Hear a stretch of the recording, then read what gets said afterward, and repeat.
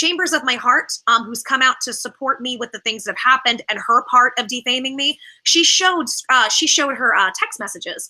In her text messages, Based Mama, as we all know, the owner, founder of Kilroy, and one of the people who was in the crowd server, was saying, we need to destroy her life.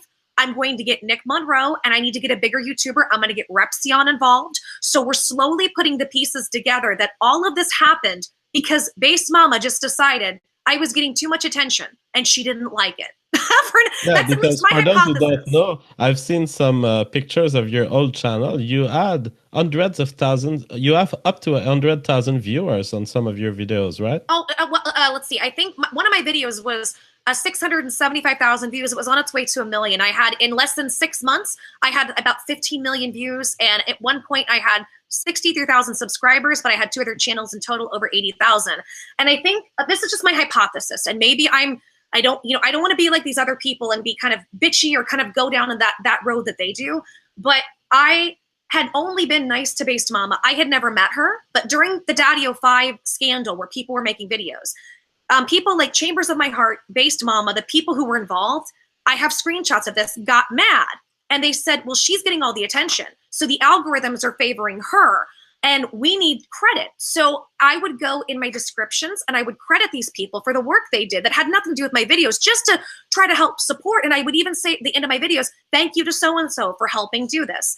And at one point I was lumping in people together. I said, thank you to my friends, this person, and Based Mama, who I technically never met. I was being friendly to try to help promote these people because I just thought this is what you do when people are trying to help people.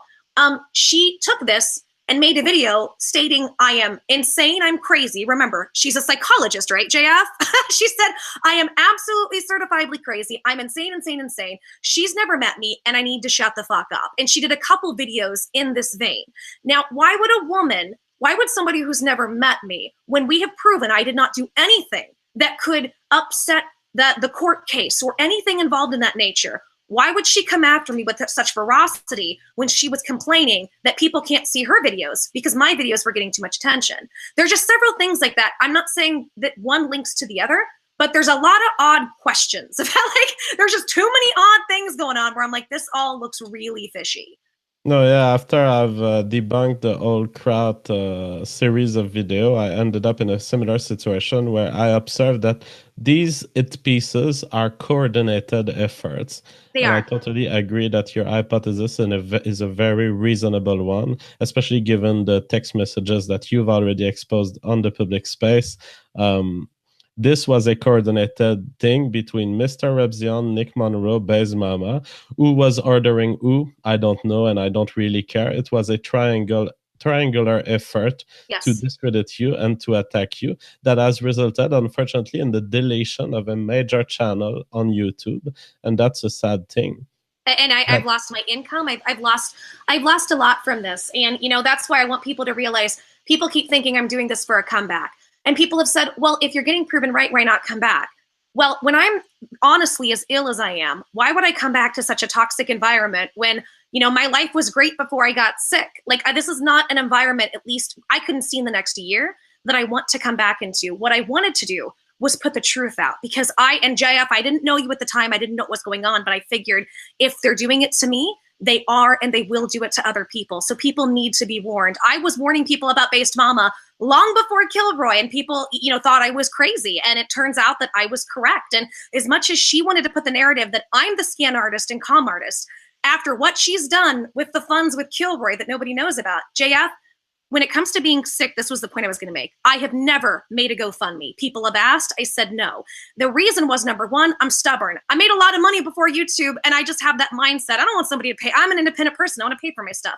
But number two, everything was still somewhat of a mystery. We didn't know everything going on. So I said, you could raise $2,000 for me. And since I'm not insured in the United States, that could be one test. I'm not going to waste people's money like that when I don't know what it is. I never did a fundraiser, never took a donation for being sick, but Based Mama and her people put out, I'm a scam artist because I'm not really sick. And are you ready for this? I took super chats I did live streams and people gave me super chats, but I never once took one for being ill. I never did a stream saying I'm ill, give me money. I didn't have a PayPal link. It took me, I got on YouTube in December 2016. I believe it took me until April to even do a Patreon, and I didn't want to because I was like, I don't want to take their money if I can just do AdSense. So it really bothers me that she and these people put out this narrative about me that I'm the scan and carn artist when look what she has done with the funds with Kilroy that nobody knows about, but I'm the crazy one. It's fascinating how human behavior converges toward the same all the time, because I'm the target of a coordinated effort to discredit me, and the same points come back to me. So there's people getting together, they look into my past life, they interpret stuff the way they want, and then they report all of their false interpretations on the public space. And I also get criticized for super chats and for the fact that Warski Live gets lots of live viewers and super chats. So it seems that people who want to attack your credibility, that's what they will grab on. But that's also a sign that they don't have anything to say about the factual reality that you're presenting. So exactly. And JF, it's a total double standard. And I'm assuming you've gone through the same stuff where everybody else on YouTube can go live and take super chats. Or sometimes I go on YouNow and people send me likes and bars. I'm one of the few people on YouNow who discourages it. I say, you don't have to send me anything. You guys can just hang out if you want. And yet somehow I'm a scam artist. When Based Mama can have streams for her birthday and ask people to send her X, Y, and Z. When Based Mama can run off with what I'm going to assume is probably somewhere in the realm of $100,000 because we don't know how much went through PayPal. And she acts like she doesn't have to be held accountable to anybody in the public for it. So who's the real scam artist? And I think I talked to, Tonka and Geek Thulu as well as Andy, and they said, I'm sick. I've talked about being sick. I'm somebody, I don't put on makeup or dress up because I look and feel like hell. To me, it's like, there's no point because I'm focused on getting better. And here I am, and I'm getting, I got a bump of about 10,000 subscribers, in excess of that every month. She's been on this platform 2 years, and she barely hit 10,000 within this last year. And I think what it boils down to, JF, is just pure jealousy. It's just pure women bitchy cattiness. And I'll never understand it. And if that's the case, why did Nick Monroe and why did Repizon jump in? Are they that desperate to get a woman's attention that they think, well, she's got big tits and she kind of talks to me. Maybe there's a chance one day I can hit it. And I'm not saying that's the case. I don't know. But I don't understand the double standard that they can do all the shady games they want. And then if you and I just come on the platform and we just do as everybody else does, and fuck, in my case, I even discourage it, I'm the world's biggest con artist. And it's not fair at all. A summary for those who have difficulties following everything that we're talking about. We will just restate the summary. So Mr. Repizon had made a video about Joy. Mr. Repizon refused to retract the video after I demonstrated that the ensemble of all his scientific claims were all wrong. And so he moved the goalpost by saying, no, I want to see her blood test. Well, too bad. We have the blood test. We have the diagnosis. We have her portal now, and I've exposed all of it. I took the care to remove personal information, but I've attested that this was coming straight from the clinic that has been treating Joy. We confirmed that Joy has been diagnosed with toxic effect of copper, which is copper toxicity. It was later solved. However, she may still suffer from some symptoms, and then other problems were found. I confirmed that she was diagnosed with fibromyalgia, with acquired hypothyroidism, as well as aluminum poisoning and slight mercury poisoning. And it seems that although these are huge problems, it seems that things are looking good for you in the future. You've found the root of some of these problems, and I hope that things will get better going forward.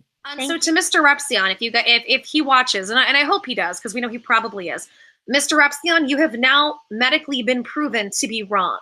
Now, what I'm going to really, really suggest you do, if you want to show that you're any person of any character or goodwill, is to remove the video and correct the statements about me. Otherwise, you will be shown that what you did had malicious intent, because I have all of the messages surrounding it, and that you are a fraud, and that you'd be happy to try to hurt somebody's life for any reason, any one reason you want. He had said, Jeff, as you had said, he kept talking about, I've invested too much emotional energy.